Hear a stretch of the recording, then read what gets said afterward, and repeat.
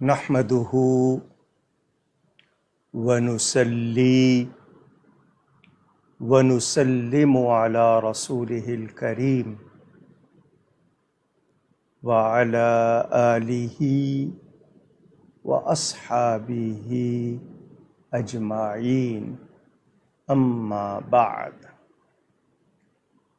أعوذ بالله من الشيطان الرجيم بسم اللہ الرحمن الرحیم۔ ناظرین و سامعین، السلام علیکم ورحمۃ اللہ وبرکاتہ۔ ماہ محرم الحرام شروع ہو چکا ہے اور آج اس کی چھٹی شب ہے۔ 5 محرم الحرام اور چھٹی شب پاکستان میں۔ مجالس محرم 10 روزہ مجالس منعقد ہوا کرتی تھیں اہل سنت و جماعت کی جانب سے۔ میرے والد گرامی مجدد مسلک اہل سنت، عاشق رسول، محب صحابہ و آل بطول، خطیب اعظم حضرت مولانا محمد شفیع صاحب اکاڑوی رحمۃ اللہ تعالی علیہ ورضی اللہ تعالی عنہ 1956 سے کراچی میں اہل سنت و جماعت کی طرف سے مجالس محرم میں خطاب فرماتے تھے۔ مثالی اجتماع ہوتا تھا۔ اپنے اس 10 روزہ خطاب میں انہوں نے ترتیب یہ رکھی تھی کہ پہلی رات عقیدہ توحید بیان ہوتا تھا، دوسری شب میں شان رسالت اور عقیدہ رسالت کے حوالے سے گفتگو ہوتی تھی، پھر آزمائش انبیاء یہ بیان، اس کے بعد خلافت کا مسئلہ اور خلفائے راشدین کا تذکرہ بالترتیب۔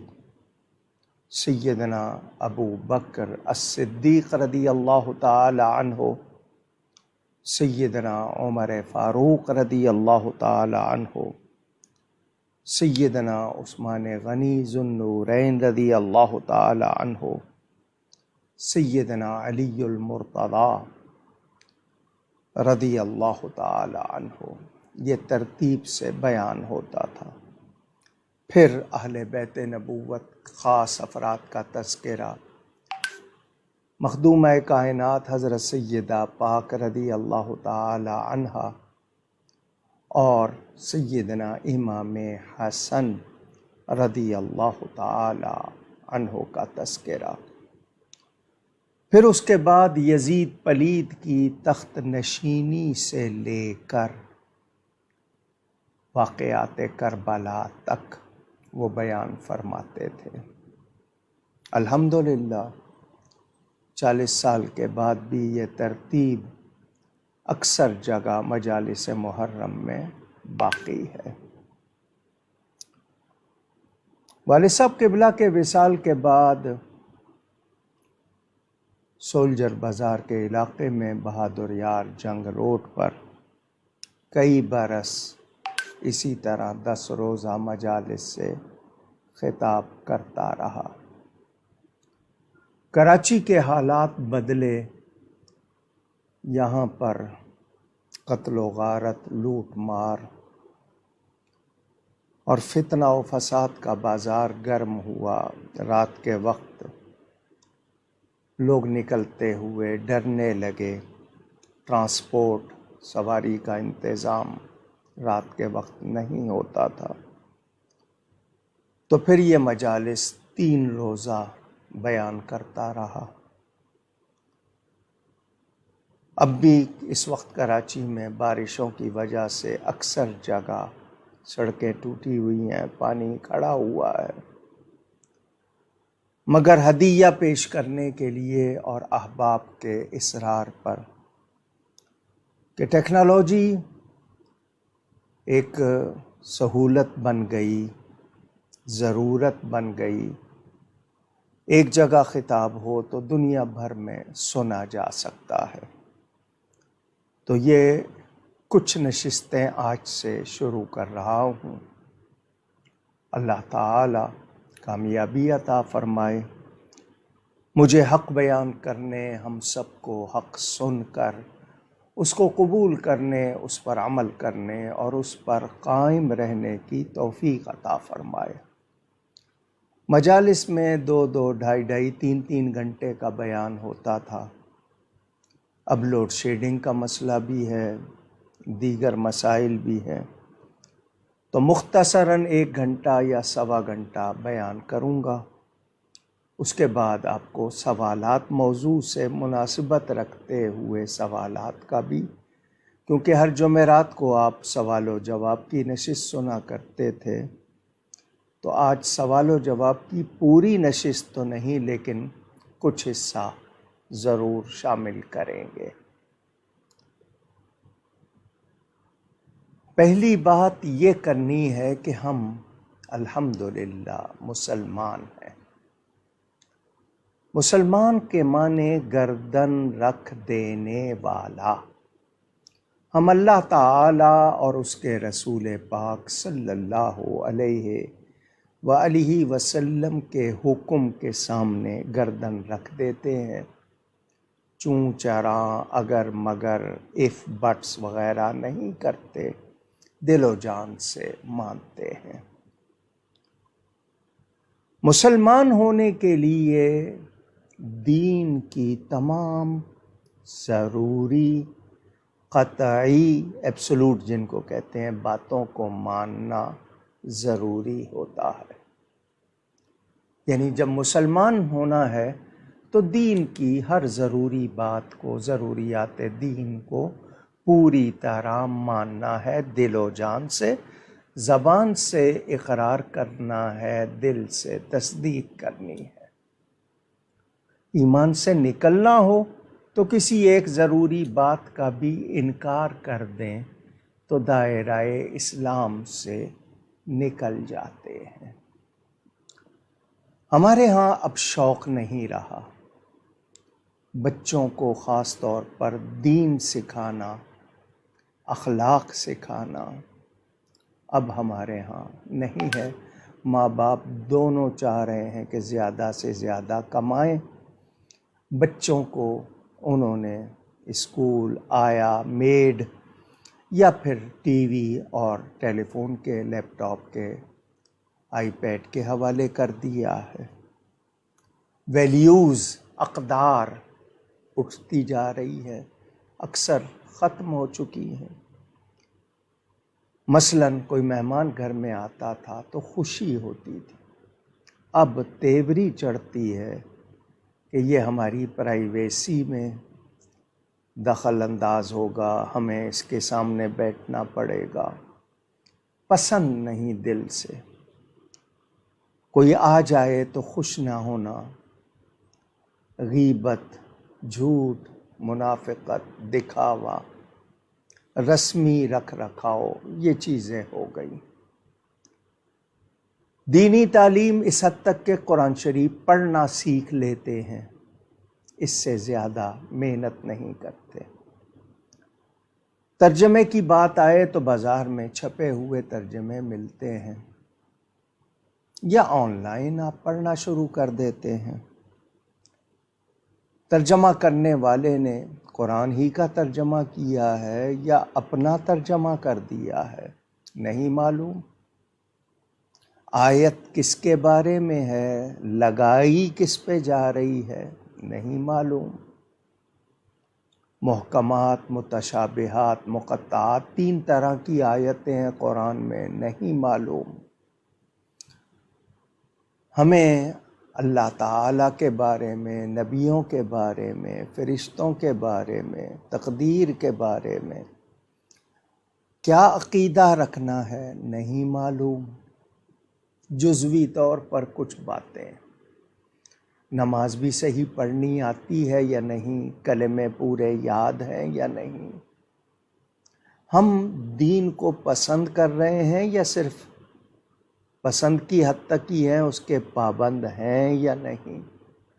بہت سی باتیں، کمزوریاں ہیں ہماری جس سے غیر فائدہ اٹھا رہے، وہ ہمیں غلط باتیں، غلط چیزیں ہمارے اندر داخل کرتے جا رہے ہیں۔ ہمارا لباس بدل دیا، ہمارے طور طریقے بدل دیے، ہماری خواتین ٹائٹس پہننے لگ گئیں، شلوار پجامے کی بجائے ٹائٹس پہننے لگ گئیں، شرٹیں پہننے لگ گئیں، جسم کے جو حصے چھپانے تھے نمایاں کرنے لگ گئیں، عریانی آ گئی، نیم برہنہ، حیا نہیں رہی، کس کے سامنے کیسے سر ڈھانکنا عیب ہو گیا، دوپٹہ بوجھ لگ رہا ہے۔ یہ چیزیں ہم نے نہیں سوچی۔ نشہ، ہمارے تعلیمی اداروں میں کیا ہو رہا ہے، نصاب کیا ہے، نتیجہ یہ ہے کہ ہم دین سے خالی اور دور ہوتے جا رہے ہیں۔ محرم کیا ہے، ربیع الاول کیا ہے، مہینے کیا ہیں، نسبتیں کیا ہیں، صحابہ کون ہیں، اہل بیت کون ہیں، نہیں معلوم۔ کچھ لوگوں کو چند رسمیں یاد ہیں، شرعی ہوں یا غیر شرعی، بس ان کو بجا لانے کو ہی انہوں نے سب کچھ سمجھ لیا ہے۔ جیسے کربلا کے واقعے کو تو سن لیتے ہیں، اس کے مقصد کو، اس کی روح کو نہیں پہچانتے۔ صحابہ کا کیا حق ہے، اہل بیت کا کیا حق ہے، نہیں پہچانتے۔ نتیجہ یہ ہے کہ کنفیوژن، الجھاؤ، اعتراضات اور معلومات کی کمی کی وجہ سے لڑائیاں ہیں۔ کتنے فرقے بن گئے، ان کی آگے کتنی برانچیں بن گئیں۔ حق بات کو سیکھنا اب ہمارا شوق نہیں رہا۔ غنیمت ہیں وہ لوگ جن کو اب بھی دین سے لگاؤ ہے، جو اللہ سے ڈرتے ہیں، جو بری موت سے ڈرتے ہیں، برے انجام سے ڈرتے ہیں۔ حرام کھانے والے کا انجام، وہ رشوت لے رہا ہے، وہ بتہ لے رہا ہے، وہ لوٹ رہا ہے، وہ لاٹری جوئے کا پیسہ، شراب پینا، اب یہ چیزیں لوگ عیب نہیں سمجھ رہے۔ کیا انجام ہوتا ہے؟ شکلیں بگڑتی ہیں، بیماریاں طرح طرح کی آتی ہیں، مسائل، گھروں میں لڑائیاں، ہر وقت محبتیں، برکتیں ختم ہو گئیں، ماحول میں امن نہیں رہا، ہمیں اب اس کی پرواہ نہیں رہی۔ ماں باپ کا احترام کیا چیز تھا، رشتوں کا احترام، لحاظ، خیال کیا چیز تھا؟ الا ماشاء اللہ۔ جب ہم الا ماشاء اللہ کہتے ہیں تو اس کا مطلب وہ لوگ جو اللہ کی برکت سے بچے ہوئے ہیں، ورنہ سب بہاؤ میں بہہ رہے ہیں اور پرواہ نہیں کر رہے۔ وقت گزر رہا ہے، حرام آ رہا ہے یا حلال، پرواہ نہیں، غذا کیسی ہے، پرواہ نہیں، ہمیں کیا کچھ کھلایا جا رہا ہے، ہم کھا رہے ہیں شوق سے، نہیں دیکھتے کہ اس کے اثرات جسم پر، روح پر، خیالات پر، عقیدوں پر کیسے ہو رہے ہیں، پرواہ نہیں ہے۔ مولویوں کو برا کہنا شروع کر دیا، یہ لوگ تو کہتے ہی رہتے ہیں، وہ آپ کے بھلے کو کہتے ہیں، شکر کریں کہ آواز آ رہی ہے۔ اگر یہ آواز لگانے والے نہیں ہوں گے تو کیا کریں گے؟ بڑے جب اٹھ جائیں گھروں میں، بچوں کا کیا حال ہوتا ہے؟ اسی طرح معاشرے سے علماء ختم ہو جائیں گے تو معاشرے کا کیا حال ہوگا؟ سیاسی لیڈر کہلانے والے کیا کر رہے ہیں، حکمران کیا کر رہے ہیں؟ دنیا کے سامنے ہر ملک میں برائیاں، بیماریاں، اسمبلی کے ممبر جعلی ڈگریوں پر کوئی شرم نہیں ہے، کرپشن کر رہے ہیں کوئی شرم نہیں ہے، کوئی حیا نہیں، جھوٹ بول رہے ہیں پرواہ نہیں ہے، اپنی بات کا ہی خود اس کو مکر رہے ہیں پرواہ نہیں ہے۔ تو بتائیے ایسے میں نوجوان نسل کیا سیکھے گی؟ اگلی نسل کو کیا جائے گا؟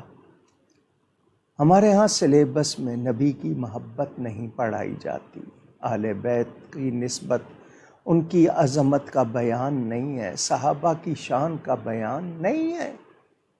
ہماری مسلمانوں کا ملک جس میں اکثریتی آبادی مسلمانوں کی ہے، نام اسلامی جمہوریہ پاکستان، اور وہاں پر ہی قرآن پڑھانے پر، دین سکھانے پر طرح طرح کے اعتراضات، لبرلز کہلانے والے، وہ لبرٹی کے نام پر صرف دین کی باتوں کے خلاف، باقی اور کسی بات کے نہیں، ان کو باقی جگہ لبرلزم یاد نہیں آتا، لیکن دین کے احکامات کے خلاف بات کرتے ہیں۔ عورتوں کے حقوق جو اسلام نے دیے ہیں وہ کسی اور دین مذہب میں نہیں ہے۔ بچوں کے لیے تربیت کے جو قواعد دین نے سکھائے وہ کہیں اور نہیں ہے۔ اب دنیا میں جا کے دیکھ لیں، بے راہ روی ہے وہاں پر۔ میں نے یہ باتیں ابتدا میں اس لیے کی ہیں کہ آپ کو معلوم ہو کہ آپ کو اگر آج دین کو سمجھنے کا شوق نہیں ہے تو آپ دنیا میں جتنا وقت گزار لیں گے قبر میں کیا ہوگا، حشر میں کیا ہوگا۔ آپ ہمیشہ گھاٹے کا کاروبار نہیں کرتے، پتہ ہو کہ نقصان ہے، آپ اس میں نہیں جاتے، تو پھر وہ باتیں کیوں اپنا رہے ہیں جو آپ کی تباہی کا باعث؟ ذرا سی چوٹ لگ جائے کتنی تکلیف ہوتی ہے، درد ہو کہیں اور وہ نہ جائے کتنی تکلیف ہوتی ہے۔ سوچیں، یہ دنیا دارالعمل ہے، یہاں ہم نے عمل کر کے آگے اس کی جزا پانی ہے، وہ اچھائی میں برائی میں ہمیں ملے گی، جو ہم نے اچھا کیا ہوگا اچھا ملے گا، کیونکہ وہ تو قرآن کا بیان ہے، جیسا کرو گے ویسا بھرو گے۔ تو ہم کیوں نہیں سنبھلتے؟ کیا چاہتے ہیں ہم؟ اس دین کی پابندی سے نکل کر ہم کیا چاہتے ہیں؟ ہمارے لیے کوئی خیر نہیں ہو سکتی۔ وہ خواتین جو آج شرم و حیا کو تیاگ کر، چھوڑ کر، جو فیشن کے نام پہ یا دنیا کے نام پہ یا دکھاوے کے نام پہ جو کچھ اپنا رہی ہیں، کون سا کنارہ ان کو ملے گا؟ 10-15 سال کی جوانی ان سے نہیں سنبھالی جاتی، اس کے بعد کون پوچھے گا انہیں؟ یہ نوجوان، یہ جوانی ہمیشہ نہیں رہے گی، ادھیڑ عمر بڑھاپا آئے گا، کیا کریں گے؟ آپ کو دنیا میں ہی پتہ چل جاتا ہے، کتنے اعمال کا آپ کو یہیں پر ہی آپ کو جواب مل جاتا ہے۔ پھر بھی ہم نہ سیکھیں تو کیا ہم سمجھدار کہلائیں گے؟ یہ میں نے ابتدا میں کچھ باتیں کی توجہ دلانے کے لیے آپ کو، کاش کہ آپ کا دھیان آئے۔ جو لوگ جن کو اللہ کو نہیں مانتے، حق کو نہیں مانتے، دین کو نہیں مانتے، آپ ان کی طرف دیکھتے ہیں۔ قرآن نے جو کچھ کہا ہے وہ حقیقت ہے، اس کو جھٹلا نہیں سکتے۔ آپ نہیں مانیں گے لیکن رزلٹ آئے گا، کیونکہ حق وہی ہے جو رب نے فرما دیا، جو رسول پاک صلی اللہ علیہ وآلہ وسلم نے بتا دیا، اور وہی ہونا ہے۔ آپ لاکھ ادھر ادھر ہو لیں۔ یہود و نصارہ نے قرآن مٹانے کی کوشش کی، مٹا سکے؟ نہیں۔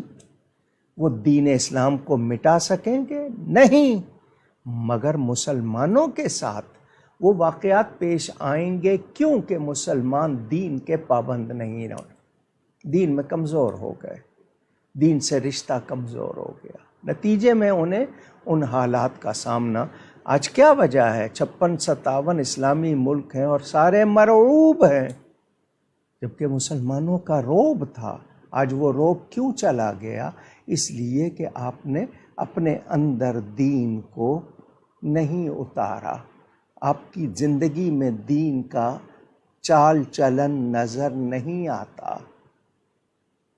سوچئے گا، درد سے کچھ باتیں کی۔ اب دوسری بات سنیں، ہمارے ہاں جب ہم دین کو سمجھاتے ہیں تو ہم بتا دیتے ہیں، دین کو سمجھنے کے لیے ہم اس کے کچھ شعبے بتا دیتے ہیں۔ پہلی بات اعتقادات، عقیدے، دوسری بات عبادات، تیسری معاملات، چوتھی اخلاق۔ اکثر لوگ اخلاق کہتے ہیں، اخلاق صحیح لفظ نہیں ہے، اس کے معنی اچھے نہیں ہیں۔ اخلاق الف پر زبر ہے۔ عقیدے قرآن اور حدیث سے بنتے ہیں، کسی کے قول سے نہیں بنتے۔ عقیدوں کی بنیاد قرآن و حدیث کی نصوص، الفاظ ہوتے ہیں۔ کوئی دنیا کا بڑے سے بڑا عالم اس کی اچھی سے اچھی بات عقیدے کا درجہ نہیں پا سکتی۔ ہاں، وہ قرآن حدیث کے مطابق بات کرے گا، سنی جائے گی، مانی جائے گی، مگر قرآن و حدیث سے ٹکراتی بات کرے گا تو نہیں سنی جائے گی۔ ادلہ شرعیہ، شریعت کی 4 دلیلیں ہیں: کتاب اللہ، سنت رسول اللہ، اجماع اور قیاس۔ قرآن، حدیث، اجماع جس پر امت جمع ہو جائے، قیاس جو قرآن و حدیث کی روشنی میں مسئلے معلوم کیے جائیں۔ ہمارے اہل سنت کے 4 مذاہب ہیں: حنفی، شافعی، مالکی، حنبلی۔ مذہب راستے کو کہتے ہیں، دین پر چلنے کا راستہ۔ مسلک ملانے والا راستہ، اور وہ اہل سنت و جماعت ہے۔ اس کے علاوہ جو ہیں وہ ان کے ہیں، میں اپنی بات کر رہا ہوں۔ جو دوسرے ہیں وہ اپنی بات کرتے ہیں، میں وہ بات کر رہا ہوں جو 1300-1400 سال سے مسلسل ہم بیان کرتے آ رہے ہیں، اور ہماری وہ چیزیں اسی طرح ہیں۔ نبی کریم صلی اللہ علیہ وآلہ وسلم اللہ کے آخری نبی ہیں۔ ان کے بعد کسی قسم کا کوئی نبی نہیں، کوئی ذلی، بروزی، تشریعی، غیر تشریعی، زمانی، مکانی، یہ جتنی قسمیں کرتے ہیں، کسی قسم کا کوئی نبی میرے نبی پاک صلی اللہ علیہ وآلہ وسلم کے بعد نہیں۔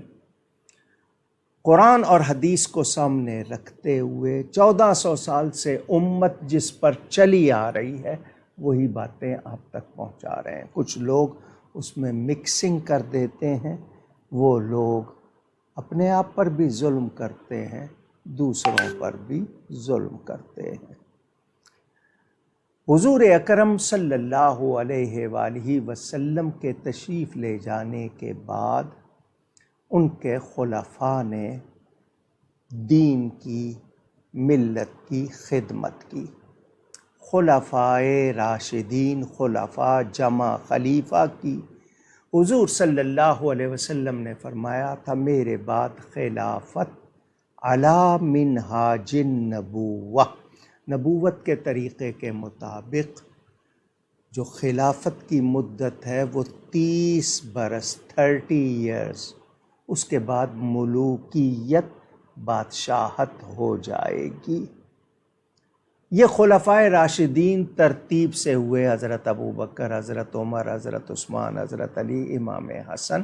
ان پر 30 سالہ دور مکمل ہو گیا، اس کے بعد ملوکیت شروع ہو گئی۔ مگر لوگوں کو یہ کہا جا رہا ہے کہ یہ خلیفہ درست نہیں تھے۔ کوئی کہہ رہے ہیں کہ انہوں نے خلافت غصب کر لی تھی، یعنی چھین لی تھی۔ تو اللہ تعالیٰ کے وعدے کے مطابق، نبی پاک کے فرمان کے مطابق جو کچھ ہوا، اس کو آج غلط کہا جائے تو لازمی بات ہے لوگ سنیں گے تو پریشان ہوں گے۔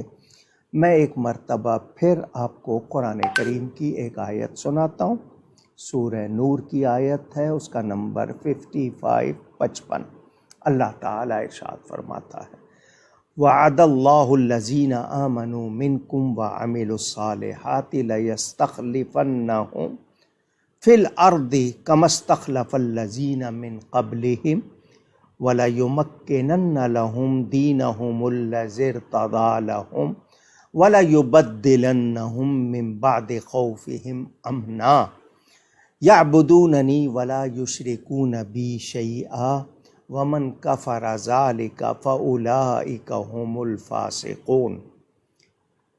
اللہ تعالیٰ کا فرمان کہ اللہ تعالیٰ نے تم میں سے ایمان والوں اور اچھے عمل کرنے والوں سے وعدہ فرمایا ہے کہ ضرور ضرور انہیں زمین میں خلافت دے گا جیسی ان سے پہلوں کو خلافت دی ہے، اور ضرور ضرور ان کے لیے ان کے اس دین کو جما دے گا جو ان کے لیے پسند فرمایا ہے، اور ضرور ضرور ان کے خوف کے بعد ان کی حالت کو امن سے بدل دے گا۔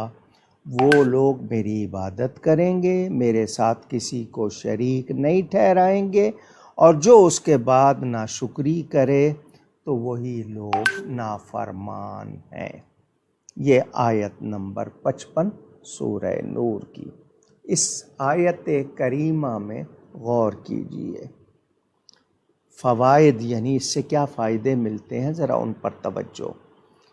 پہلی بات وعدہ، اور اللہ تعالیٰ کا وعدہ پورا ہونا یہ یقینی بات ہے، کوئی کسی طرح شبے کی کوئی گنجائش نہیں، کیونکہ اللہ تعالیٰ اپنے وعدے کے خلاف نہیں کرتا۔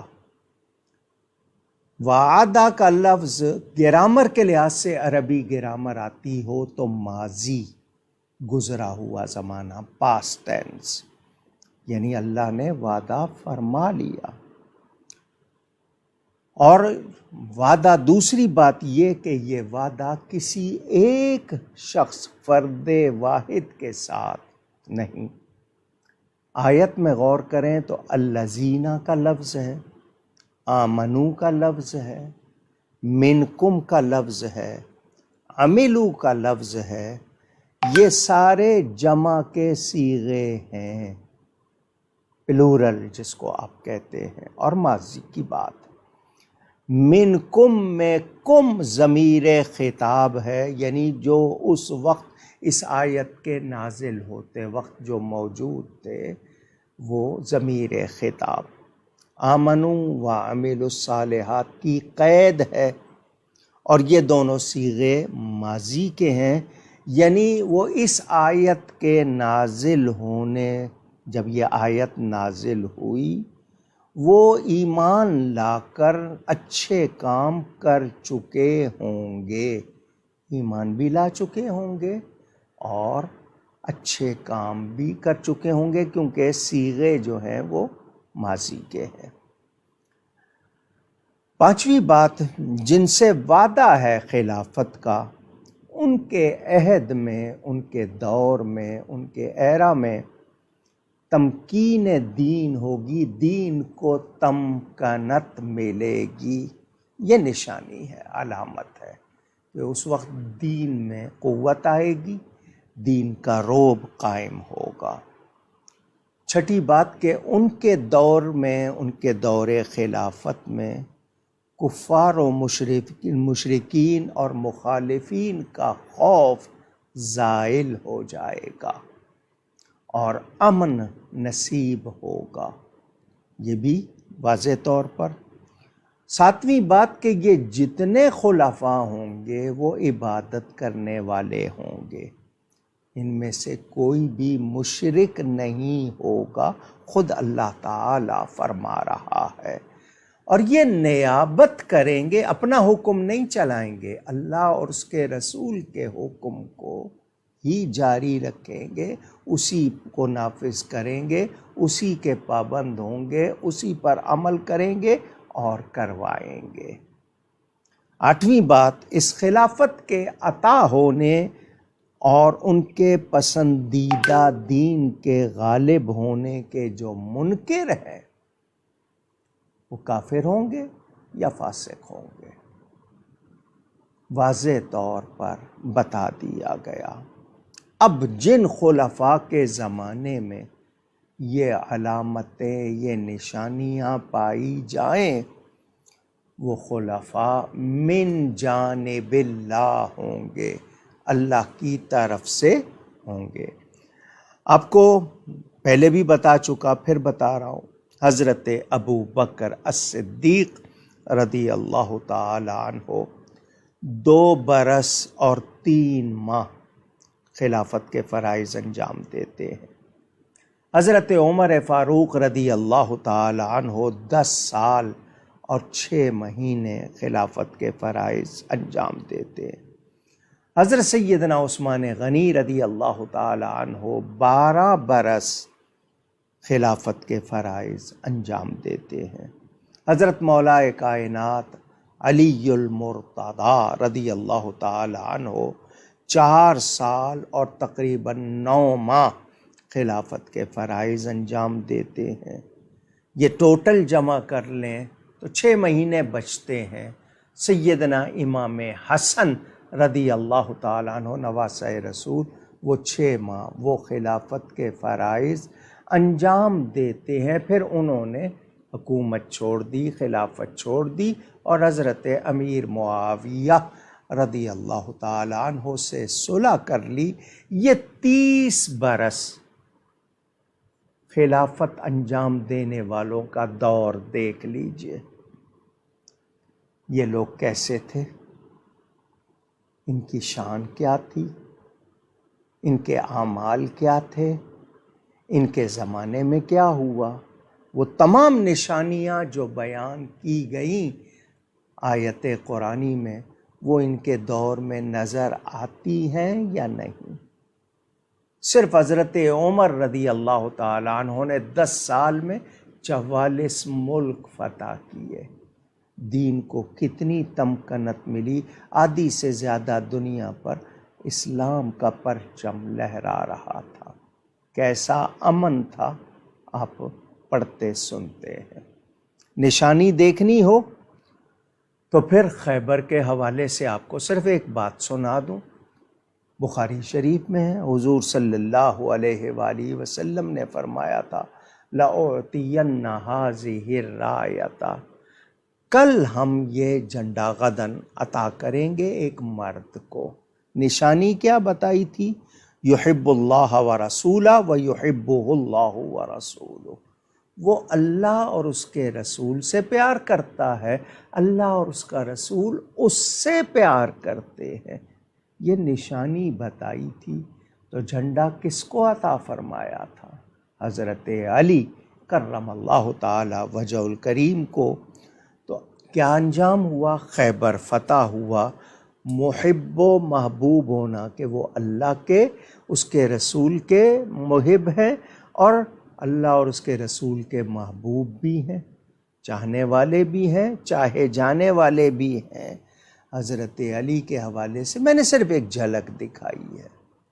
سیدنا صدیق اکبر کے فضائل، سیدنا فاروق اعظم کے فضائل، سیدنا عثمان غنی کے فضائل، سیدنا علی المرتضی کے فضائل رضی اللہ عنہم پڑھیے تو آپ کو پتہ چلے گا یہ تمام باتیں ان میں پائی گئیں۔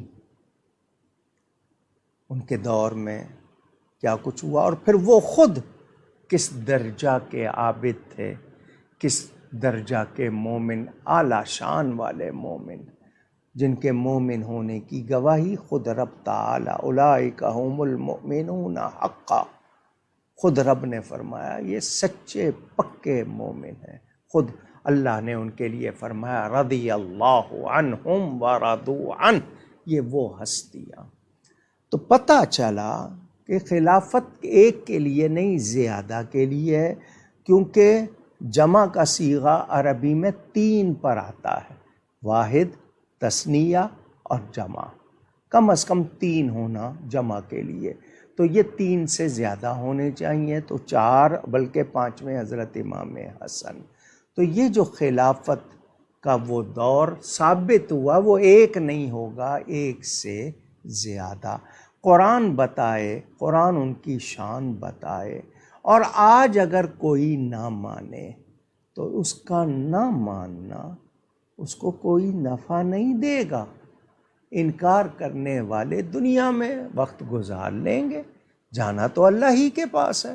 انا للہ و انا الیہ راجعون، بے شک ہم اللہ ہی کے لیے ہیں اور لوٹ کر بھی اسی کی طرف جانا ہے۔ تو جانا اللہ کے پاس ہے، وہاں پر کیا ہوگا؟ حق کو، سچ کو نہ ماننا کبھی بھی فائدہ نہیں کرتا، نقصان ہی کرتا ہے۔ تو سچ کو ماننا، اور پھر یہ بزرگوں نے خلافت کے فرائض انجام دیے۔ آپ کے نزدیک وہ صحیح خلیفہ نہیں تھے، مگر خلیفہ تو ہوئے نا، اس ترتیب سے وہ خلیفہ ہوئے۔ اب آپ نہیں مان رہے ہیں تو آپ کا نہ ماننا کیا آپ کو فائدہ پہنچائے گا؟ آپ کے نزدیک اگر وہ درست نہیں تو آپ کو سوچنا ہوگا کہ قرآن حدیث کے مطابق کیا ہے۔ اب قرآن حدیث اس کو ثابت کرے اور آپ نہ مانیں تو پھر غلطی پر کون ہے؟ وہی جو نہیں مان رہا۔ جب قرآن حدیث میں اس کا ثبوت موجود ہے تو اس کے بعد جس کا کلمہ پڑھتے ہیں اللہ اور اس کے رسول کا، ان کی بات کو نہ مانیں تو بتائیے۔ اور پھر پہلوں کی خلافت بتائی، کتنے انبیاء، پھر ان کے آگے جانشین، ان کا ذکر، کما استخلف الذین من قبلہم، بنی اسرائیل سے فرمایا تھا، اور ان کے لیے جو کچھ ہوا قرآن میں ساری باتیں موجود ہیں۔ وَهُوَ الَّذِي جَعَلَكُمْ خَلَائِفَ الْأَرْضِ وَرَفَعَ بَعْضَكُمْ فَوْقَ بَعْضٍ دَرَجَاتٍ لِيَبْلُوَكُمْ فِي مَا آتَاكُمْ، یہ بھی قرآن کی آیت ہے۔ اور نبی پاک صلی اللہ علیہ وسلم کا ارشاد، علیکم بسنتی وسنت الخلفاء الراشدین المہدیین۔ اللہ تعالیٰ کی آیت میں بھی جمع کے صیغے، نبی پاک کے ارشاد میں بھی جمع کے صیغے، اور خلافت راشدہ کی مدت 30 برس۔ اگر ایک ہی کو مانے تو پھر 30 برس ایک ہی کے لیے ہونے چاہیے، جبکہ وہاں پر 5 میں وہ پورے ہو رہے ہیں۔ تو جو ترتیب رہی، اس کا مطلب یہ ہے کہ جی اللہ تعالیٰ کا حکم نہیں چل سکا، اللہ تعالیٰ کو معاذ اللہ کو یہ کہے کہ جی اس کی بات پوری نہیں کرنے دی گئی، کیسی بات ہے؟ اور اللہ اپنے وعدے کے خلاف نہیں کرتا۔ یہ مختصراً میں نے آپ کو بتایا۔ اب ترتیب سے خلفاء ہوئے، حضرت ابوبکر، حضرت عمر، حضرت عثمان، حضرت علی اور امام حسن رضی اللہ عنہم اجمعین۔ انہوں نے 30 برس خلافت راشدہ کے فرائض انجام دیے۔ ان کے زمانے میں جو کچھ ہوا اس کی تفصیل اگر سناؤں تو بڑا وقت چاہیے۔ دین کو تمکنت بھی ملی، یہ سچے پکے مومن بھی تھے، نیک اعمال کرنے والے بھی تھے، اللہ کے ساتھ شرک نہیں کرنے والے تھے، صرف اور صرف اللہ کی عبادت کرنے والے تھے، مومنین کے سردار تھے۔ امیر المومنین کا خطاب کہ مومنوں کے امیر بھی تھے، سردار بھی تھے۔ ان کے احسانات ہیں۔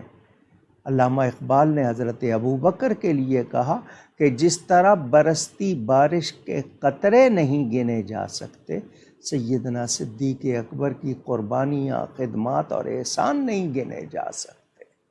سیدنا فاروق اعظم کا دور دیکھیے، پھر سیدنا عثمان غنی، انہوں نے کتنا مال خرچ کیا دین کے لیے، مسلمانوں کے لیے، پانی کا انتظام، مسجد نبوی کی توسیع، پھر جنگ تبوک کے وقت کتنا کچھ دیا۔ پھر مولا علی شروع سے بہادر، شجاع، تمام جنگوں میں شریک ہو کر کس طرح اللہ کی راہ میں جہاد کر رہے ہیں، علم کے حوالے سے، دیگر حوالوں سے ان کی مرتبت۔ پھر سیدنا امام حسن نواسہ رسول ہے، نبی پاک کے جمال و کمال کے مظہر ہے۔ اب اندازہ کیجئے وہ کتنی پیاری ہستیاں، کتنی شان والی ہستیاں، اگر کوئی آج ان میں سے کسی ایک کی بے ادبی گستاخی کرے تو بتائیے اسے کیا ملے گا؟ میں یہ باتیں کیوں کر رہا ہوں؟ پھر آپ کی توجہ چاہتا ہوں۔ دنیا کفر وہ نہیں دیکھ رہی کہ آپ سنی بریلوی ہیں، وہ نہیں دیکھ رہی کہ آپ دیوبندی ہیں، وہابی ہیں، شیعہ ہیں، غیر مقلد ہیں۔ وہ آپ کو ایک ہی نظر سے دیکھ رہے ہیں کہ یہ مسلمان کہلانے والے، میں دنیا کفر کی بات کر رہا ہوں، وہ دیکھ رہے ہیں۔ مجھے یہ بتائیے، ہمارے یہ اختلافات علمی سطح تک رہے، علمی باتیں، لیکن ایسی نوبت نہیں تھی کہ ایک دوسرے کے خلاف گالی گلوچ ہو جائے، مار دھاڑ ہو جائے، قتل و غارت ہو جائے، فتنہ و فساد ہو جائے۔ فرقوں کی ابتدا جب سے ہوئی اس وقت سے دیکھ لیجئے، لیکن اہل حق ہمیشہ ڈٹے رہے، صحابہ کرام بھی اور اہل بیت اعظام بھی۔ حضور صلی اللہ علیہ وسلم کے صحابہ وہ ان کے تارے، اور یہ اہل بیت ان کے پیارے۔ ہم تاروں کو بھی مانتے ہیں، پیاروں کو بھی مانتے ہیں، ہم ان میں سے کسی ایک کی بھی بے ادبی گوارا نہیں کرتے۔ مگر آج کیا ہو گیا؟ کوئی اللہ پر اعتراض کر رہا ہے، کوئی قرآن پر کر رہا ہے، کوئی نبی پر کر رہا ہے، کوئی صحابہ پر کر رہا ہے، کوئی اہل بیت پر کر رہا ہے، کوئی اولیاء پر کر رہا ہے۔ اور کیا زبان استعمال کی جا رہی ہے، کیا پیغام دیا جا رہا ہے؟ نئی نسل جو آئے گی اس کو آپ کیا سکھائیں گے؟ ہمارا دین تو ہمیں ادب سکھاتا ہے، تعظیم سکھاتا ہے، محبت سکھاتا ہے، نیکی سکھاتا ہے، بھلائی سکھاتا ہے۔ ہمارے مسلمانوں کی خوبیاں دنیا میں تھیں، نمایاں تھیں، آج مسلمان ان خوبیوں سے خالی کیوں ہو گئے کہ انہیں لڑوا دیا گیا باہم، کہ ان کو آپس میں لڑا دو تاکہ ان کی توجہ غیر مسلموں کی طرف نہ ہو، یہ آپس میں ہی لڑتے بھڑتے رہیں، ان کے اختلافات انہی کے درمیان نزاع بن جائیں، جھگڑے بن جائیں، اور یہ اسی میں الجھے رہیں۔ آج وہ ہو رہا ہے یا نہیں؟ مقبوضہ کشمیر ہو یا مقبوضہ بیت المقدس، مسلمانوں کی کتنی تعداد ہے جن کو فکر ہے یمن، شام، لیبیا، افغانستان، ہندوستان میں مسلمانوں کے ساتھ کیا ہو رہا ہے، کتنے لوگ اس پہ تڑپ رہے ہیں۔ میں یہی آپ سے کہنا چاہتا ہوں۔ اب جو عقیدے واضح ہیں، حق ہیں، آپ کی اپنی کتابوں میں موجود ہیں، اس کے باوجود صرف ضد ہے، کہیں انا ہے، کہیں حسد ہے، کہیں لا علمی ہے، اور کہیں کوئی پروگرام، کوئی مشن، کیونکہ غیر فنڈ دیتے ہیں، اس پہ کوئی وہ نہیں کہہ رہا، باقاعدہ وہ لوگ لڑوانے کے لیے پیسے دیتے ہیں، آپ کی سپورٹ کرتے ہیں کہ جی ان کو الجھاؤ، کسی ایک کو دے دیا کہ تم یہ بات کرو، حالانکہ اس سے ان کو کوئی سروکار نہیں، ان کا مقصد صرف مسلمانوں کو لڑوانا، دوسرے کو دے دیا تم ان سے لڑو۔ ہے ایسا، حقائق ہیں، یہ ریالٹیز ہیں، ان کا انکار نہیں کیا جا سکتا۔ مگر سمجھداری کی کیا اس وقت، یعنی تقاضا کیا ہے، سمجھداری کی ڈیمانڈ کیا ہے کہ ہم پہچانیں کہ ہمیں لڑوانے کے والے کون ہیں، اور ہم جو لڑ رہے ہیں اس کا فائدہ کس کو ہوگا۔ میں اور آپ ادھر دھیان ہی نہیں دیتے۔ صدیق اکبر، فاروق اعظم کے نام سے دنیا کانپتی تھی۔ آج مسلمانوں کے پاس بہت کچھ ہے، لیکن وہ خود مرعوب ہیں، وہ دوسروں کے روب میں آئے ہوئے ہیں۔ کیوں؟ کیا نہیں ہے ہمارے پاس؟ دنیا کو نظام دینے والے۔ 400 سال پہلے مغرب کے پاس کچھ نہیں تھا، سکھانے والے مسلمان تھے، عرب تھے، جنہوں نے ان کو سکھایا۔ آپ ہی کی کتابیں لے گئے، وہ ان کو وہ ٹرانسلیٹ کر کے آپ کو دے رہے ہیں، آپ سمجھ رہے ہیں علم وہاں سے آ رہا ہے۔ ہمیں کیا کر لگا دیا؟ دنیا کی رغبت میں ہم لگ گئے. ہم نے وہ کام جو ہمارے لیے اعزاز تھے، ہم نے ان کی بجائے کھلونوں میں اپنے آپ کو لگا دیا. ابھی بھی ہیں مسلمان، یہ نہیں کہ نہیں ہیں، کام کرنے والے ہیں، لکھنے والے ہیں، ریسرچ کرنے والے ہیں، ایجادات کرنے والے ہیں، مگر ہمارے دماغ بھی وہاں جا کے انہی کو فائدہ دے رہے ہیں. ہم من حیث القوم، ایک قوم کی حیثیت سے، بینگ اے نیشن، ہم کیا کر رہے ہیں؟ میں نے یہی بات آپ سے کرنی ہے. آج آپ کو محرم کی فضاؤں میں آپ کو جگہ جگہ مجلسیں نظر آ رہی ہیں، آپ کو کچھ اور بھی رسمیں ادا کرتے لوگ نظر آ رہے ہیں. میں پوچھنا چاہتا ہوں، کیا صرف یہی رسمیں ادا کرنا ہی امام سے عقیدت ہے؟ ہمیں اپنے عقیدے سیکھنے ہیں. کتنے مسلمان گھرانے ہیں جن میں ہر فرد کو بنیادی عقیدے معلوم ہیں. میں ضروریات دین اور ضروریات اہل سنت کے حوالے سے بھی پروگرام کر چکا ہوں. اسی فورم پہ ریکارڈنگ موجود ہے، آپ دیکھ سکتے ہیں. کتنے لوگوں کو معلوم ہے؟ ہمارا یہ حال ہے. رات کی آخری نماز وتر کی نماز، واجب نماز، ضروری آخری نماز وتر ہے، اس میں ہم دعائے قنوت پڑھتے ہیں. قنوت کے معنی کیا ہیں؟ کتنے لوگوں کو معلوم ہے؟ قنوت کے معنی فرما برداری کے ہیں. ہم فرما برداری کا اعلان کر کے سوتے ہیں، پتہ نہیں صبح اٹھنا ہے یا نہیں. ہماری تو یہ حالت ہو گئی ہے. ہمیں بنیادی طہارت کے مسائل یاد نہیں. استبراء، شاید آپ نے یہ لفظ پہلے سنا ہے یا نہیں. استبراء واجب ہے، اور واجب ادا نہ ہو تو آپ اندازہ کر لیں، رکن ادا نہیں ہوگا تو پورا وہ عمل کیسے ادا ہوگا؟ استبراء کس کو کہتے ہیں؟ جب آپ طہارت کے لیے واش روم جاتے ہیں، آپ یورینیٹ کرتے ہیں، آپ پیشاب کرتے ہیں، آپ کو کہا گیا کہ آپ کی عمر 40 ہو گئی، تو اب آپ نے اٹھنے سے پہلے جسم کو جھٹکا دینا ہے. کہیں کوئی قطرہ رہ گیا اور وہ بعد میں گرتے ہوئے آپ کو معلوم نہیں ہوگا، وہ آپ کے کپڑوں سے لگے گا، پاکی نہیں ہوگی. وہ استبراء واجب ہے. عمر زیادہ ہوتی جائے، زیادہ جھٹکے دینے، آپ کو یہ مسئلہ ہی معلوم نہیں ہے. ہمیں ہمارے نبی پاک صلی اللہ علیہ وآلہ وسلم نے کیا کچھ نہیں بتایا. نیند سے سو کے اٹھو تو سب سے پہلے ہاتھ دھوو. میں نے ایک غیر مسلم کو یہ بات بتائی تو وہ کہنے لگا کہ یہاں اس حد تک معلومات ہیں آپ کے دین میں. میں نے کہا کون سی بات ہے جو نہیں بتائی گئی؟ خود مسلمانوں کو پتہ نہیں. رات سونے میں آپ کے ہاتھوں کے ساتھ کیا ہوا، اٹھتے ہی صبح ہاتھ دھوو. ہمارے لیے صبح یہ جو وضو رکھا گیا ہے، آپ کے جو اعضاء دھلتے ہیں اس میں، کیونکہ وضو کا مطلب اس حصے کو گیلا کرنا نہیں، دھونا ہے. آپ کو کتنے فائدے میڈیکلی ہوتے ہیں، آپ سائنسدانوں سے پوچھئے، وہ اس بات پر حیران ہوتے ہیں. کھانے سے پہلے ہاتھ دھونے ہیں تو پونچھنے نہیں ہیں، کیونکہ آپ پونچھیں گے تولیے سے، ٹاول سے، اس میں جو جراثیم ہوں گے پھر ہاتھوں کو لگ جائیں گے. ہمیں ناخن بڑے کرنے کو نہیں کہا گیا، کتنے بھی صاف کریں بہت باریک سے جرمز رہ جاتے ہیں. خواتین بڑے بڑے ناخن رکھتی ہیں، جی ہم صاف رکھتے ہیں. یہ کرونا وائرس کہا گیا تھا نظر نہیں آتا، تو آپ کے کیا چیز ہے آپ کے پاس دیکھنے کے لیے کہ کوئی جراثیم ہے یا نہیں؟ دین کی تعلیمات میں ہی فائدہ.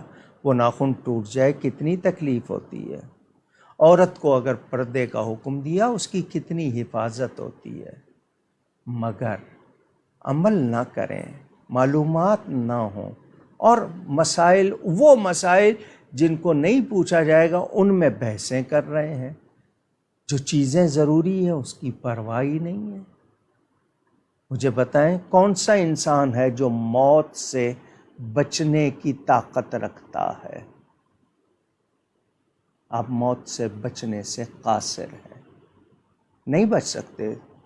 آپ کو موت کا سامنا کرنا ہے. یہ کوئی اختلافی بات نہیں، موت آنی ہے. آنے کا انتظام آپ نہیں کر سکے تھے، جانے کے لیے آپ اچھا جانے کا انتظام کر سکتے ہیں کہ آپ ایسے کام کر کے جائیں کہ آپ اچھے جائیں، لوگ آپ کو بھلائی کے ساتھ یاد کریں، آپ کی قبر آپ کے لیے اچھی ہو، آپ کی آخرت آپ کے لیے اچھی ہو۔ میں بھی آپ کی کوشش کر سکتے ہیں۔ میں جب بات کر رہا ہوں آپ سے، اپنے آپ کو مستثنا کر کے نہیں کر رہا کہ صرف سنا رہا ہوں اور خود کے لیے نہیں ہے، مجھے سب سے زیادہ ضرورت، لیکن پیغام دے رہا ہوں، میں بھی غور کروں اور آپ بھی، کہ ہم کیا کر رہے ہیں، کیا وقت ضائع کر رہے ہیں ہم۔ اب جہاں تک بات ہے فضائل کی، صحابہ کرام کی، میں ترتیب سے ان ہستیوں کے بارے میں بھی آپ سے کئی مرتبہ باتیں کر چکا، بار بار کرتا ہوں۔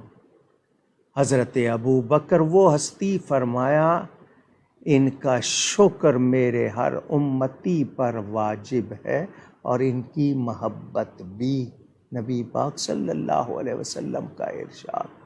سیدنا فاروق اعظم وہ ہستی، حضور نے فرمایا تو جس راستے سے گزرتا ہے شیطان وہ راستہ چھوڑ دیتا ہے۔ کیسے نیک ہوں گے وہ، کس درجے کے نیک ہوں گے جن سے شیطان بھاگے۔ وہ ہستی جس کے لیے فرمایا میں آخری نبی ہوں، میرے بعد کوئی نبی ہونا ہوتا تو عمر نبی ہوتے، جنہوں نے 44 ملک فتح کیے، مگر فخر کس بات پر تھا؟ کہتے تھے کنت عبدہ و خادمہ، میں نبی پاک کا عبد بھی تھا، ان کا خادم بھی، عبد بمانا غلام، کہ میں ان کا غلام بھی تھا، میں ان کا خادم بھی تھا۔ انہیں نبی پاک کی اس نسبت پر ہی ناز تھا۔ سیدنا عثمان غنی جنہوں نے بار بار میرے نبی سے جنت خریدی، کیونکہ اللہ تعالیٰ نے میرے نبی پاک صلی اللہ علیہ وآلہ وسلم کو جنت کا مالک بنا دیا۔ حضرت عثمان بار بار خرید رہے ہیں اور نبی دے رہے ہیں، اور فرمایا اب تو کوئی عمل نہ بھی کرے، تجھے کوئی عمل نقصان نہیں پہنچائے گا، تیری جنت کی میں ضمانت دیتا ہوں۔ اندازہ کریں، بدر کی باتیں آپ نے سنی ہوں گی، 313 تھے، زبانیں خشک تھیں، ان کی پوشاکیں پھٹی ہوئی تھیں، مگر اللہ اور اس کے رسول کی محبت میں انہوں نے جو کردار ادا کیا وہ مسلمانوں کے محسن ہو گئے۔ اور پھر مولا کائنات خلیفہ رابع سیدنا علی المرتضیٰ رضی اللہ تعالی، جن کو حضور فرمائے تو دنیا و آخرت میں میرا بھائی ہے، جن کے بارے میں فرمایا وہ ہر مومن کے ولی ہیں، ان علی منی وانا منہ وہو ولی کل مومن، علی مجھ سے ہے، میرا ہے، میں علی سے ہوں۔ کیا مطلب؟ حضور کا مطلب کہ علی سے جو کمال ظاہر ہو رہا ہے وہ میرا ہی ہے، علی میرا، میں علی کا، اور علی ہر مومن کا ولی، مددگار، پیارا۔ کیسی ہستیاں ہیں یہ۔ اور سیدنا امام حسن حسین، یہ نواسہ رسول ہیں، حضور کا خون ہے، حضور ان کو اپنا بیٹا فرما رہے ہیں، جنت کے جوانوں کا سردار فرما رہے ہیں۔ کیا ہمیں ان کی معلومات نہیں ہونی چاہیے؟ کیا ہمیں ان سے محبت نہیں ہونی چاہیے؟ ان کے بارے میں جاننے سننے کا شوق نہیں ہونا چاہیے؟ لیکن کیا ہو گیا؟ ہیری پوٹر کی والیوم آئیں پڑھ لیں آپ، جناب آپ کے پاس کامکس آئیں آپ پڑھ لیں، ڈائجسٹ آئیں آپ پڑھ لیں، 6 گھنٹے کے 8 گھنٹے کے میچ دیکھ لیں آپ کیا کچھ سب ٹائم ہے، لیکن دین کو جاننے کا ٹائم نہیں۔ میں نبی پاک کی ازواج کے نام پوچھوں نہیں معلوم، میں عشرہ مبشرہ کے نام پوچھوں نہیں معلوم۔ آپ کہیں گے یہ کون ہے؟ آگے سے یہ جواب ملے گا۔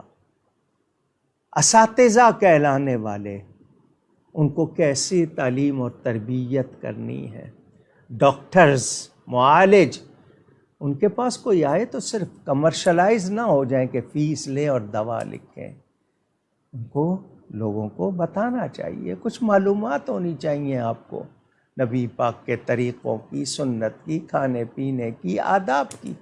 ماں باپ کو معلوم ہونا چاہیے. آج کیوں کمی ہے؟ کیوں ٹائم نہیں ہے آپ کے پاس؟ کیوں شوق نہیں ہے آپ کو؟ میں جھنجھوڑ رہا ہوں آپ کو. کیوں توجہ نہیں دیتے؟ ہم اپنا لباس کیا سلیکٹ کر رہے ہیں؟ جو وہ بھیجے جائیں گے ہم پہنتے جائیں گے. ہمیں نہیں دیکھنا کہ یہ پہننا چاہیے یا نہیں. اب ہر سینے پہ جانور کی تصویر بنا دی اور ہم پہن رہے ہیں. سینے پہ جانور بنا ہوا ہم پہن رہے ہیں. مختلف کیلیگرافی میں توہین کرنے کے لیے مقدس الفاظ مختلف زبانوں میں کپڑوں پہ چھاپ کے ہمیں پہنائے جا رہے ہیں. ریپرز کیا ہوتے ہیں یہ جن سے آپ ریپرز کیا کہتے ہیں جو چیزیں چڑھاتے ہیں کاغذ کی، پلاسٹک کی، دوسری، ان پر کیا کچھ بنایا جاتا ہے.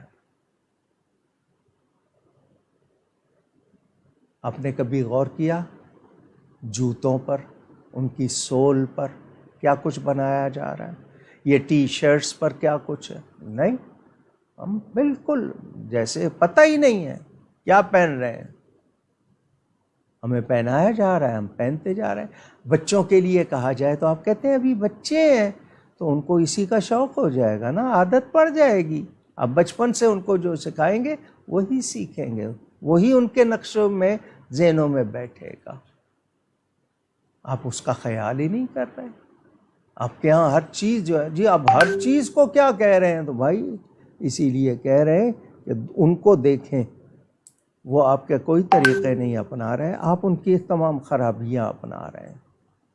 کچھ خوبیاں انہوں نے ہماری اپنائی ہوئی ہیں جن کی وجہ سے آج ان کے معاشرے میں آپ کو کچھ نظر آ رہا ہے. اس کی آپ تعریف کرتے ہیں، وہ خوبیاں تو آپ کی تھیں، آپ نے چھوڑ دیں. ان کی خرابیاں آپ نے اپنا لیں. لوگوں نے یہاں تک کہہ دیا کہ وہ یعنی غیر مسلم لیکن ان میں آپ کو اسلام نظر آ جائے گا، اور یہاں مسلمان بغیر اسلام کے. لوگوں نے یہاں تک معاذ اللہ باتیں کی ہیں. کیوں؟ ہمیں کن کو اسٹار کہنا چاہیے؟ حضور فرماتے ہیں میرے صحابہ ستاروں کی طرح ہیں. اسٹارز تو صحابہ تھے، ہم نے کن کو اسٹارز کہنا شروع کر دیا؟ ہم اپنی پہچان کرا رہے ہیں نا کہ ہمارا مزاج کیا ہے. ناچنے گانے والوں کو ہم اسٹار کہیں اب تو ہم کیا اپنا تعارف کرائیں گے؟ یہ دین ہے ہمارا، رب کا دیا ہوا دین ہے جس کی ہر بات میں ہماری بھلائی ہے. 5 وقت آواز آتی ہے حی علی الفلاح، آؤ کامیابی کی طرف، آؤ بھلائی کی طرف. مگر ہمیں خیال نہیں، ہم بھولے ہوئے ہیں. یہ نشستیں آپ کے ساتھ اس لیے کہ آپ کو کچھ نہ کچھ معلومات فراہم کی جائے. شوق اگر ہوا آپ کو تو آپ سیکھیں گے، سمجھیں گے، عمل کریں گے، کامیابی پائیں گے. اگر آپ نے دلچسپی نہیں لی، میں آواز لگانے والا ہوں، آواز لگاتا رہوں گا. اللہ کرے گا کوئی ایک سنے گا. گھروں میں ضرورت ہے آج بچوں پر محنت کیجیے. خود اپنے آپ کو نمونہ بنائیے دوسروں کے لیے. صرف لفظ نہ کہنے پڑیں، آپ کا کردار خود تبلیغ کے لیے کافی ہو جائے. ہماری درس گاہیں، ہماری خانقاہیں، آستانے، کیا کچھ تھا ان میں، آج کیا کمی ہو گئی؟ کہاں کہاں؟ کہیں وہی چیزیں ہیں، کہیں کمی ہو گئی. کیوں ہو گئی؟ اب آستانوں پہ صرف مجاور کیوں رہ گئے؟ ہر جگہ ایک جیسا نہیں ہے. بعض جگہ ابھی بھی شریعت و سنت کی پابندی ہے، لیکن خود سجادہ نشین، نہ داڑھی ہو، نہ سر ڈھانکے، نہ نماز پڑھے، نہ اس کے اندر کوئی بھی عمل، تو وہ صرف نسبت کی وجہ سے بیٹھا ہوا ہے. لوگوں سے نذرانے تو مل رہے ہیں مگر اپنا کیا کر رہا ہے؟ دوسروں کو کیا دے رہا ہے؟ وہ لوگ جو دوسروں کو اتأمرون الناس بالبر وتنسون انفسکم، دوسروں کو تو بھلائی کے لیے کہیں اور اپنے آپ کو بھول جائیں.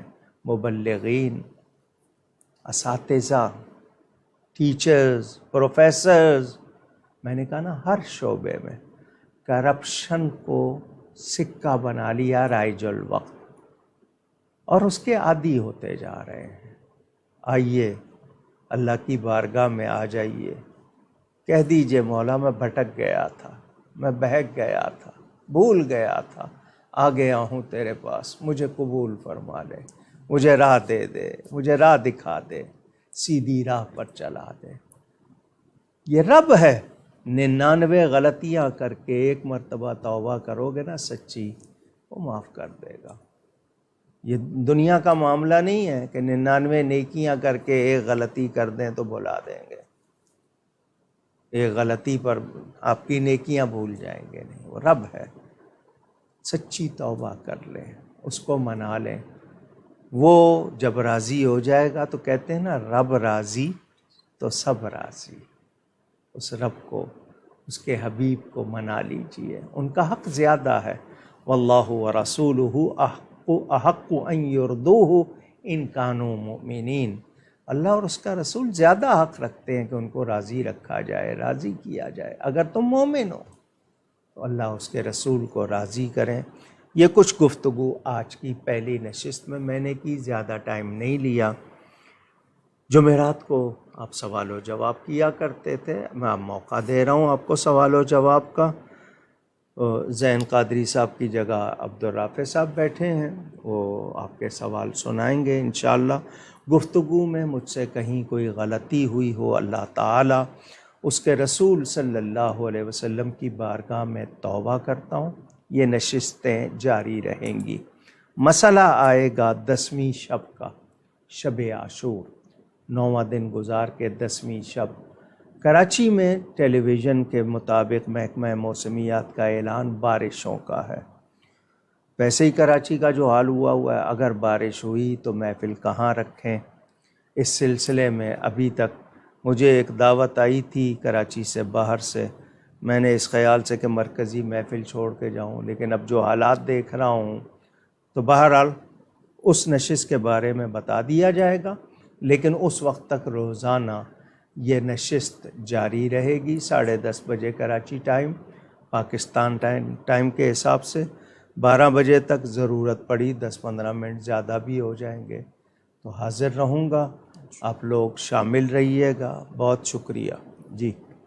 اسی دوران ہمیں کچھ سوالات واٹس ایپ پر موصول ہوئے ہیں، اور اگر آپ بھی اپنا کوئی سوال علامہ صاحب سے کرنا چاہیں تو ابھی آپ کامنٹ سیکشن کے اندر جو ہے وہ اپنا سوال بھیج سکتے ہیں۔ اور اسی کے ساتھ ساتھ پیج ان باکس کی بھی آج سہولت موجود ہے، کیونکہ ہمارے ساتھ آج زین شامل نہیں ہیں، تو ان کے واٹس ایپ نمبر پہ اگر کوشچنس جائیں گے تو وہ ہم تک اگر پہنچیں گے تو ہی ہم لے سکیں گے، ورنہ آپ کے لیے پیج ان باکس کے اندر اور کامنٹ سیکشن کے اندر جو ہے وہ اپنے سوالات بھیجنے کی سہولت موجود ہے۔ سب سے پہلا سوال محمد طلحہ صاحب کا دمام سے، ہم جب عمرہ یا حج کرنے کے لیے جاتے ہیں تو مزید عمرہ کرنے کے لیے مسجد عائشہ سے احرام کی نیت کرتے ہیں۔ بعض لوگ منع کرتے ہیں کہ یہ سہولت صرف حضرت عائشہ کے لیے خاص تھی، اس لیے آپ مزید عمرہ نہ کرو بلکہ طواف کر لو، یہ زیادہ افضل ہے۔ اس بارے میں رہنمائی فرما دیں۔ جی، پہلے بھی اس طرح کے سوال آئے ہیں۔ اب ایک شخص مکہ مکرمہ گیا ہے، 1 ہفتہ 10 دن رہنا ہے، اس کا جی چاہ رہا ہے روز عمرہ کرنے کا، تو وہ مسجد عائشہ جا کر وہاں 2 نفل پڑھ کے نیت کر کے عمرہ کر سکتا ہے۔ جو منع کرتے ہیں ان کے پاس کوئی ایسی دلیل نہیں ہے۔ یہ غلط ہے کہ صرف حضرت عائشہ کے لیے تھا۔ جو بھی عمرہ کرنا چاہتے ہیں وہاں سے وہ احرام باندھ کر جائیں، وہاں 2 رکعت پڑھ کے نیت کر کے عمرہ کریں۔ اگلے سوالات حماد صاحب کے لاہور سے، ان کا پہلا سوال یہ ہے کہ حضرت عمر کے قبول اسلام کے بعد مسلمانوں نے اعلان کر کے کھل کے عبادت کی، جبکہ نبی رحمت صلی اللہ علیہ وسلم کی شان مبارک ایسی ہے کہ دشمن 1 مہینے کی مسافت سے آپ کے روب و دبدبے کو محسوس کرتا ہے، پھر حضرت عمر کے قبول اسلام سے پہلے یہ ممکن کیوں نہ ہو سکا کہ مسلمان کھل کے عبادت کرتے؟ میں نے پچھلے جمعے حضرت فاروق اعظم رضی اللہ تعالیٰ عنہ کے حوالے سے جمعہ میں خطاب کیا تھا، اور جمعہ کا خطاب بھی اسی پیج پر لائیو دکھایا جاتا ہے، آپ کو براہ راست آپ دیکھتے ہیں۔ یہ جواب دیا تھا جس طرح حضور نے فرمایا نا کہ شیطان عمر کے سائے سے بھاگتا ہے، تو یہ حضرت عمر کو جو شان ملی ہے وہ خود ان کی نہیں، یہ نبی پاک کی وجہ سے ملی ہے، کیونکہ حضور صلی اللہ علیہ وسلم کے وہ غلام بنے ہیں تو ان کو یہ شان ملی ہے۔ اب کتنے واقعات ہیں مجھے بتائیں، اللہ تعالیٰ خود کر سکتا ہے یا نہیں؟ تو فرشتوں سے، بندوں سے وہ چیزیں ہوتی ہیں، تو یہ نہیں ہے کہ وہ ان کی وجہ سے نہیں، انہی کی وجہ سے ہے۔ تو یہ حضور صلی اللہ علیہ وسلم ہی کی شان ہے جو ان سے ظاہر ہوتی ہے۔ نبی پاک صلی اللہ علیہ وسلم کے جتنے بھی اعمال، اس میں امت کی پوری رہنمائی، یعنی ایسا طبقہ جو کیا کر رہا ہے، کمزوری ہے، جو طاقتور ہے، سب کے لیے اس میں آپ کو ملے گا تاکہ آپ اس سے رہنمائی لے سکیں۔ جب تک غلبہ نہیں تھا، کیوں کہ مسلمان صرف 39 تھے، وہ 40ویں، ان کو متمم الاربعین بھی کہا جاتا ہے، 40 کی گنتی پوری کرنے والے۔ تو حضرت عمر فاروق کا یہ کمال نبی کی ہی وجہ سے ہے۔ تو جب اتنی بات سمجھ آ گئی تو اعتراض اٹھ جانا چاہیے۔ آج بھی، اب میں آپ کو بتاؤں، آپ کہیں جا رہے ہیں تو اگر کوئی جانور آپ کو بھونکنے لگ جائے تو آپ کا روب کیوں نہیں ہے، لیکن آپ کے ہاتھ میں لاٹھی ہو تو لاٹھی کا روب ہو جاتا ہے۔ وہ آپ سے تو نہیں ڈرا، لاٹھی سے ڈر گیا، تو کیا مطلب لاٹھی کی کمال زیادہ ہو گیا اور آپ کا کم ہو گیا؟ اب وہی لاٹھی اکیلی رکھ دیجئے، وہ نہیں ڈرے گا، آپ کے ہاتھ میں ہے، تو روب کس کا ہوا؟ آپ ہی کا، مگر ظاہر کس سے ہوا؟ لاٹھی سے۔ تو صرف اتنی بات آپ نے سمجھنے کی کوشش نہیں کی۔ ان کا اگلا سوال کہ حضرت امام حسین علیہ السلام کے ہوتے ہوئے یزید کو ولی عہد کیوں منتخب کیا گیا؟ کیا یہ اقربا پروری تھی؟ دیکھیں، میری اور آپ کی سوچ، ہمارے جتنی علم ہوگا یا جتنی اپروچ ہوگی، حضرت امیر معاویہ کے بارے میں انہوں نے یہ فیصلہ کیوں کیا، کس کے مشورے سے کیا، یہ ساری تفصیل پڑھنی ہو تو میرے والد صاحب قبلہ کی کتاب امام پاک اور یزید پلید پڑھ لیجئے گا۔ ان کا یہ فیصلہ، وہ اس کے جواب دہ ہیں اللہ کی بارگاہ میں جج نہیں ہوں۔ وہ صحابی ہیں، صحابی ہونے کی وجہ سے مجھے ان کا ہر طرح احترام ہے۔ میں ان کے لیے کوئی معمولی سا ہلکا سا لفظ بھی نہیں کہوں گا۔ ہاں، ان کے فیصلے جتنے بھی ہیں وہ اس کے جواب دہ کس کی بارگاہ میں ہیں؟ اللہ کی بارگاہ میں۔ انہوں نے اچھا ہی سوچا ہوگا، ان کو پتہ تھا بنی امیہ اور بنو ہاشم کے معاملات کیسے ہیں، انہوں نے اپنی دانست میں سوچ کر فیصلہ کیا ہوگا۔ اب وہ کس کے خلاف تھا، کیا صورتحال تھی، وہ ایک تفصیل، اس کی اگر بہت ڈیٹیل پڑھنی ہو تو والد صاحب قبلہ کی کتاب امام پاک اور یزید پلید پڑھ لیجئے گا۔ میں نے مختصراً بتایا کہ چونکہ وہ صحابی ہے، ہم ان پر کوئی اعتراض نہیں کر سکتے، لیکن ان کے یہ فیصلے درست تھے یا نہیں تھے، اس پر اللہ تعالیٰ کے سامنے وہ جواب دہ ہیں اور وہ اللہ ہی فیصلہ کرنے والا ہے۔ مگر بظاہر یہ خلفائے راشدین کا، جس طرح حضرت ابوبکر، حضرت عمر وغیرہ کے ہوئے، انہوں نے وہ طریقہ اختیار نہیں کیا، اور نواسہ رسول کے ہوتے ہوئے بھی اپنے بیٹے کو، یہ اقربا پروری نہیں بلکہ اصل مسئلہ بنو امیہ اور بنو ہاشم کے آپس کے نزاع کا ان کو معلوم تھا، انہوں نے اپنی سوچ میں بہتر سمجھ کر کیا اور بیٹے کو تاکید بھی کی، مگر بیٹے نے اس چیز کا خیال نہیں کیا۔ تو اب حضرت امیر معاویہ پر وہ اعتراض نہیں ہوگا کہ یزید پلید نے کیا کیا، وہ اپنا کردار اس کے ذمے، لیکن حضرت امیر معاویہ کا یہ فیصلہ، یہ اللہ کی بارگاہ میں وہ جواب دہ ہے۔ اگلا سوال عمران صاحب کا کہ جنگ اور جہاد میں کیا فرق ہے؟ جنگ لفظ فارسی کا ہے، جہاد عربی کا ہے۔ وہ فارسی میں کہتے ہیں تنگ آمد بجنگ آمد، تو جنگ فارسی کا لفظ ہے، جہاد جو ہے، اب ایک ہوتا ہے لڑائی کہہ دیتے ہیں آپ، ایک جھگڑا کہہ دیتے ہیں آپ، تو یہ الگ الگ لفظ ہیں۔ تو جنگ اصل میں جنگ بدر بھی کہتے ہیں، غزوہ بدر بھی کہتے ہیں، جہاد بھی کہتے ہیں۔ تو اب جنگ اصل میں فارسی سے آیا ہے، لیکن اللہ کی راہ میں جو جہاد کیا جاتا ہے مال سے یا تلوار سے یا قلم سے، وہ کوشش، ویسے تو اس کے معنی کوشش کرنے کے ہیں، تو وہ جو جہاد ہے وہ عربی کا لفظ ہے۔ اگلے سوالات رشید صاحب کے اسلام آباد سے۔ ایک عالم نے اہل سنت کی کتب سے 25 ریفرنسز حوالے حضرت عمر رضی اللہ تعالیٰ عنہ کی تاریخ شہادت کے اوپر دیے ہیں، اور ساتھ ہی یہ بتایا کہ ان کی جو شہادت ہے وہ 25 ذی الحج کو ہوئی، اور آخر میں انہوں نے یہ فرمایا کہ یہ پاکستان میں ہی 1 محرم کو ان کی جو ہے وہ تاریخ شہادت بتائی جاتی ہے، اس کے علاوہ دنیا بھر میں جو ہے وہ 25 ذی الحج کو ہی رکھا جاتا ہے۔ تو آپ اس حوالے سے ہماری رہنمائی فرما دیں۔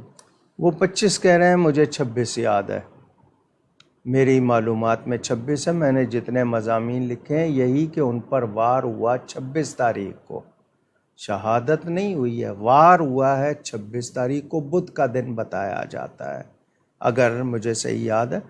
تو 26 تاریخ کو صبح فجر میں ان پر وار ہوا تھا، اس کے بعد 3 دن غالباً وہ ظاہری حیات میں رہے ہیں۔ ان کی تدفین 1 محرم کو ہوئی ہے، یہ بھی روایات میں ہے، لیکن اگر 1 محرم کہہ رہا ہے اور آپ کے نزدیک ثابت نہیں ہے تو جھگڑا کس بات کا ہے؟ تاریخوں میں اکثر اختلاف ہے، کوئی یہ نہیں کہہ رہا کہ ان پہ وار 1 محرم کو ہوا ہے۔ 1 محرم کو تدفین ہوئی ہے ان کی، اسی دن شہید ہوئے ہیں، اسی دن یعنی روح نکلی ہے۔ وار جو ہوا ہے وہ میرے نزدیک 26 تاریخ ہے، اور اسی پہ کچھ نے 28 بھی کہا ہے، یہ 25 کہہ رہے ہیں۔ تو اگر ہے اس میں تو کوئی اس میں ایسی جھگڑے والی بات نہیں ہے، مجھے نہیں پتا کہ اس میں لڑائی والی کیا بات ہے۔ ان کا اگلا سوال کہ کسی نے صحیح مسلم کی حدیث کا حوالہ دیا اور اس کے اندر یہ بتایا کہ حضرت امیر معاویہ نے حضرت سعد بن ابی وقاص کو طلب کر کے کچھ فرمایا تھا، حضرت علی کے حوالے سے کچھ نازیبا جملے، اس حوالے سے رہنمائی فرما دیں کہ کیا یہ سچا واقعہ ہے؟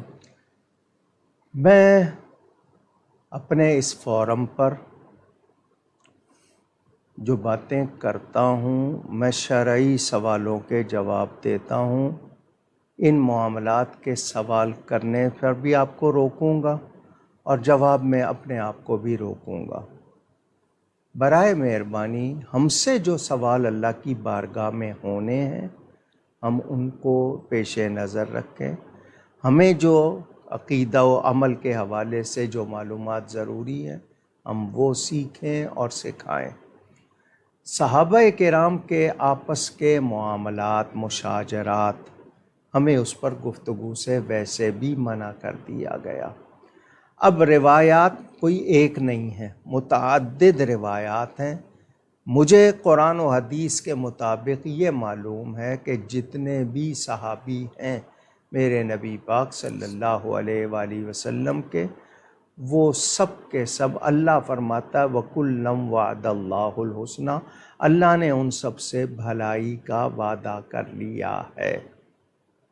میں کون ہوتا ہوں کہ میں اتنی بات، اللہ فرمائے رضی اللہ عنہم ورضوا عنہ، کہ اللہ ان سے راضی، وہ اللہ سے راضی۔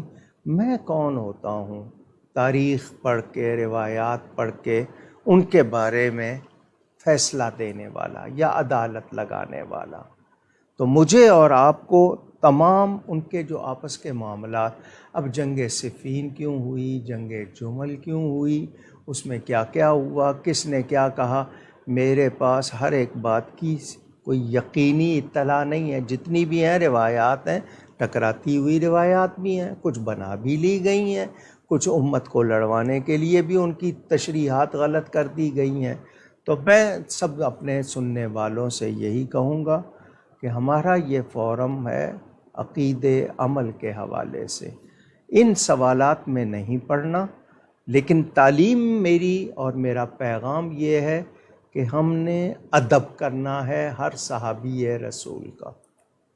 ہمارے منہ سے، ہمارے کسی قلم سے ان کے بارے میں کوئی بھی معمولی سی بے ادبی نہ ہونے پائے، پہلی بات۔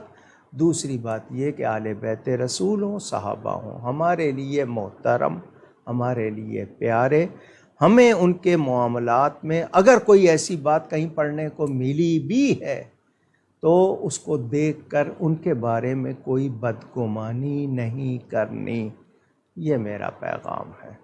اگر اس کو قبول کر لے تو آپ کے لیے بھی بھلائی ہے۔ جس طرح ایمان ابو طالب پر میں نے آپ سے کہا کہ کوئی اگر مانتا ہے ہم اعتراض نہیں کرتے، کوئی ان کو مومن مانتا ہے اعتراض نہیں، جو نہیں مانتا اس کو زبردستی منواتے نہیں ہیں، اصرار نہیں کرتے، جو چپ رہتا ہے وہ عافیت میں ہے۔ تو بہت سے مسائل ایسے ہیں ہم سے ان کے بارے میں نہیں پوچھا جائے گا۔ اب حضرت سعد بن ابی وقاص ہوں، حضرت امیر معاویہ ہوں، حضرت سفیان ہوں، حضرت ہندہ ہوں، سب صحابی ہیں اور اللہ نے بھلائی کا وعدہ کر لیا۔ میں کون ہوتا ہوں ان کا جج بن کے کہ نہیں یہ درست، یہ بات فلاں؟ جو موقف ہے وہ بتا دیا گیا، حضرت علی حق پر تھے، حضرت امیر معاویہ کا جو موقف تھا وہ درست نہیں تھا، وہ اجتہادی طور پر خطا تھی، باطل نہیں کہہ رہے ہیں، وہ خطائے اجتہادی کہہ رہے ہیں۔ اس کی کیا ہوتی ہے بات، وہ آپ کو علماء سے سننے کو بھی ملتا ہے، لکھا ہوا بھی ہے، لیکن کیا مجھ سے پوچھا جائے گا؟ مجھ سے تو میرے بارے میں پوچھا جائے گا، اس کی مجھے پرواہ نہیں ہے۔ ان کے فیصلے کرنا چاہتا ہوں جن کے بارے میں اللہ فرما رہا ہے میں نے بھلائی کا وعدہ کر لیا۔ تو سوچیں ہم، خدا را، اور خاص طور پر میرے اس فورم پر ایسے سوال نہ کیجیے، بڑی مہربانی۔ اگلا سوال غلام مصطفیٰ صاحب کا، محرم الحرام میں یا اس کے علاوہ بھی دیگر ایام میں نوحہ سننا یا نوحے کے سٹیٹس لگانا کیسا ہے؟ کیا کوئی صحیح العقیدہ مسلمان رافضی یا کافر ہو جائے گا؟ جی، اس حوالے سے بھی والد صاحب قبلہ نے اپنی کتاب شام کربلا میں لکھ دیا ہے، الفاظ بے ادبی والے نہ ہوں، مقصد اپنے دل میں جو عقیدت کی وجہ سے اہل بیت پہ مصائب آئے، ایک یاد اس کی غم کی آتی ہے، اس کے الفاظ ادا کرنے میں اگر وہ درست ہوں، وہ کر رہا ہے، بال نہیں بکھیر رہا، بین نہیں کر رہا، وہ چیزیں نہیں ہیں، بلکہ صرف وہ تذکرہ کہ اپنے الفاظ نہیں ہیں، اس کے منظوم الفاظ لے لیے، مگر وہ غلط نہ ہوں، ان میں کوئی بے ادبی نہ ہو، وہ اگر اس حد تک کر لیے تو منع نہیں ہے، مگر جو رواج پایا ہوا ہے اس کی تائید نہیں کی جا سکتی۔ اگلا سوال بی بی سیدہ صاحبہ کا حیدرآباد سے، کہ اونٹ کا گوشت کھانے کے بعد کیا وضو کرنا ضروری ہوگا؟ بہرحال بحث میں نہیں پڑتا، اس مسئلے پر بہت کچھ لکھا ہے، کر لیں تو بہتر ہے۔ یہاں میں ایک چیز کے بارے میں گائیڈ کرتا چلوں کہ اگر آپ کو کامنٹ سیکشن کے اندر اپنا سوال ہمیں بھیجنا ہے اور آپ کی آئی ڈی آپ کے اصل نام کے ساتھ نہیں ہے تو برائے مہربانی آپ سوال کے ساتھ اپنا نام لکھ دیجئے تاکہ ہم پھر اس سوال کو شامل کریں، ورنہ ہم جو بے نام آئی ڈی ہوگی اس کا سوال شامل نہیں کریں گے۔ ارسلان خان صاحب کا اگلا سوال ہے کہ میں درس نظامی کر رہا ہوں، جو سبق پڑھتا ہوں اس کو یاد کس طرح کروں، اس پہ کچھ نصیحت فرما دیں۔ جی، بہرحال یہ سب سے پہلی بات تو یہ ہے کہ ہم لوگ باوضو نہیں رہتے، باوضو رہنا بہت سی بیماریوں کا علاج ہے۔ دوسری بات یہ کہ ہماری زبان کا استعمال، اگر آپ جھوٹ بولتے ہیں، گالی دیتے ہیں، وہ بھی مسئلہ۔ پھر یادداشت، اس کا تعلق ظاہری طور پر آپ کی ناک سے ہے، اگر آپ منہ سے سانس لیتے ہیں ناک سے نہیں لیتے تو یادداشت درست نہیں رہتی۔ یہ جو اتنا حصہ جس پہ میں نے ہاتھ رکھا ہوا ہے ناک کے بانسے سے لے کر اوپر تک، یہ اسفنج ہوتا ہے، اگر یہ جم جائے، اس میں کچھ کلاٹ بن جائے تو لازمی بات ہے آپ ناک سے سانس نہیں لے پاتے، منہ سے لیتے ہیں اور اس کی وجہ سے آپ کی یادداشت بہت زیادہ متاثر ہوتی ہے۔ تو آپ کو اگر یہ ہے تو اس کا علاج کریں، ننگے سر نہ سوئیں، گیلے بال لے کے پنکھے میں یا دھوپ کے نیچے نہ جائیں، احتیاط کریں، کس چیز کے بعد پانی نہیں پینا ہے وہ خیال رکھیں۔ تو یہ کوئی علاج میں اس وقت نہیں بتا رہا، لیکن پڑھنے سے پہلے یا علیم علمنی، یا سلیم سلمنی، پھر دوہرا رہا ہوں، یا علیم علمنی، یا سلیم سلمنی، کچھ مرتبہ یہ کلمات پڑھ کر پھر پڑھنا شروع کیجئے، اللہ نے چاہا تو یاد رہے گا۔ اگلا سوال صوفیہ قاسم صاحبہ کا کہ محرم الحرام میں کون سے رنگ کا لباس پہننے سے گریز کرنا چاہیے؟ جی اعلیٰ حضرت فاضل بریلوی نے 3 رنگ لکھے ہیں۔ بالکل سیاہ لباس تو ان 10 دنوں میں بالکل نہیں، اور خاص طور پر موت، ہمارے ہاں جو موتیں ہوتی ہیں تو لوگ کالا لباس پہن لیتے ہیں، بالکل منع ہے۔ یعنی موت کے وقت اور ان 10 دنوں میں چونکہ دوسروں سے شباہت ہوتی ہے تو کالا پورا لباس بالکل نہیں پہننا۔ سرخ اور سبز رنگ کا، خاص ایک تو پیور ریڈ اور پیور گرین، وہ بھی لباس ان دنوں میں منع کیا گیا کہ نہ پہنا جائے۔ یہ آج کا آخری سوال وقاص صاحب کا کراچی سے کہ استخارے کے حوالے سے قرآن اور حدیث میں کہیں ذکر آیا ہے تو اس کے حوالے سے رہنمائی فرما دیجیے۔ جی نبی کریم صلی اللہ علیہ وسلم نے خود استخارہ سکھایا ہے، اس کی دعا بھی حدیث شریف میں ہے، نماز کی ہر کتاب میں لکھی ہوتی ہے، وہ نبی پاک صلی اللہ علیہ وسلم کی سکھائی ہوئی ہے۔ تو استخارہ کرنے والے یہ جو دوسرا استخارہ کرتے ہیں نا، عام طور پہ خاص طور پہ دوسروں سے کرواتے ہیں، تو جن سے کرواتے ہیں وہ اندازہ ہوتا ہے، اس پہ دعویٰ نہیں کیا جا سکتا، یقینی طور پر وہ اندازہ ہے۔ اصل استخارہ آپ کو خود کرنا چاہیے، اور وہ طریقہ یہی ہے، عشاء کے بعد جب سونے لگیں 2 رکعت نفل پڑھ لیں اور وہ دعا پڑھ کے سو جائیں، کسی سے اس کے بعد بات نہ کریں۔ خواب میں آپ کو اللہ کی طرف سے جو بھی ہدایت ملے گی، اشارہ ہو جائے گا، تو وہ اصل استخارہ اور وہ حدیث شریف میں سکھایا گیا ہے۔ ہم ان تمام افراد کا شکریہ ادا کرتے ہیں کہ جنہوں نے ہم تک اپنے سوال بھیجے یا اپنے تعریفی کلمات سے ہمیں نوازا، اور اس سے پہلے بالخصوص ہم علامہ صاحب کا شکریہ ادا کرتے ہیں کہ انہوں نے اپنی اتنی ٹف روٹین کے باوجود اپنی تمام مصروفیات کو ترک کر کے اتنی دیر ہماری اور آپ کی رہنمائی کے لیے دی ہے۔ ناموں کے اندر فردوس انجم صاحبہ، حارث صاحب، شاہ نواز صاحب، ریاض قریشی صاحب، صوفیہ قاسم صاحبہ، عماد انصاری صاحب، ناصر خان صاحب، فوزیہ عبد القادر صاحبہ، خضر خالد صاحب، اقبال رضا صاحب، اجاز صاحب، مرتضیٰ چوہان صاحب، محمد ایوب صاحب، راؤ عبداللہ صاحب، ارمان اشرفی صاحب، ظہیر عباس صاحب، غلام حسین صاحب، عزیر عالم خان صاحب، علی حیدر صاحب، شاہد علی صاحب، وقاص صاحب، عمران صاحب، حماد صاحب، غلام مصطفیٰ صاحب، عبید صاحب، محمد طلحہ صاحب، مصطفیٰ صاحبہ، ارسلان خان صاحب، خدا بخش صاحب، محبہ ماکدہ صاحبہ، امیر الدین صاحب، رشید صاحب، سلمان مغل صاحب،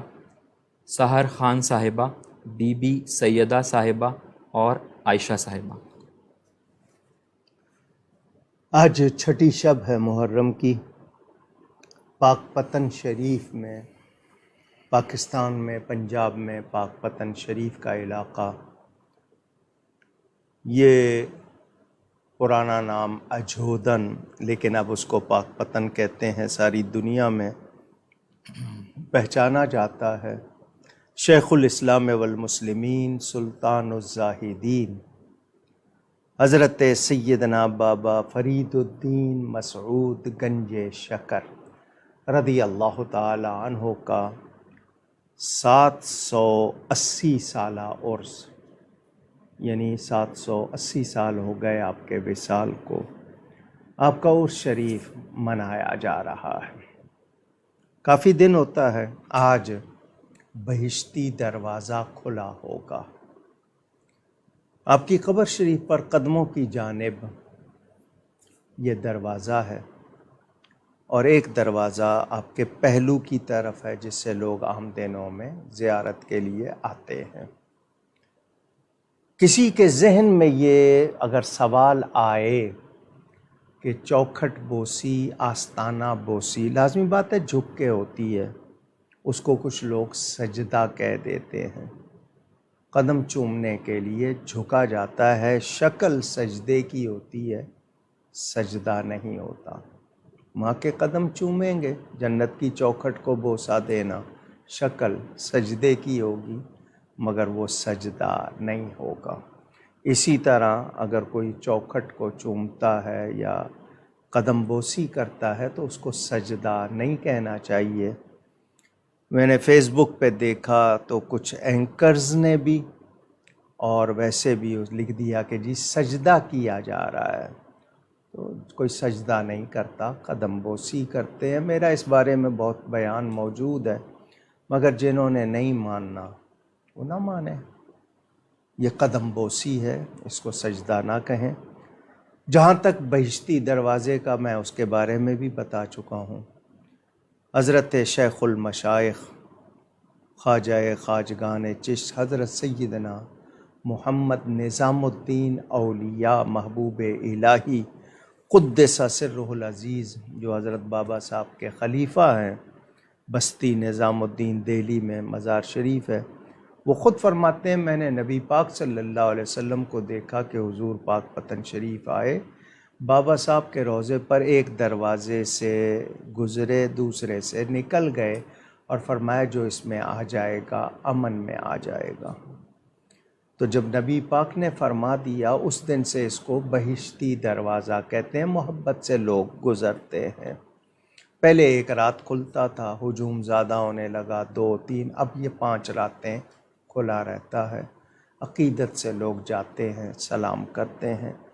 کسی کو اعتراض ہو، جواب ہم نے دیے ہیں۔ حضور کا فرمان، مومن کی قبر جنت کے باغوں میں سے ایک باغ، قبر المؤمن روضۃ من ریاض الجنہ۔ تو جب مومن کی قبر جنت کا باغ تو اس کا دروازہ کون سا کہلائے گا؟ لیکن جو نہیں ماننا چاہتے وہ اپنے لیے بہت کچھ کہہ لیتے ہیں، جس کو پسند کریں اس کے لیے بہت کچھ کہہ لیتے ہیں، مگر جس کو بابا صاحب کے اس پر اعتراض ہو اس کے لیے یہی کہوں گا کہ آپ کے لیے نہیں ہے، وہ ہم محبت والوں کے لیے ہے۔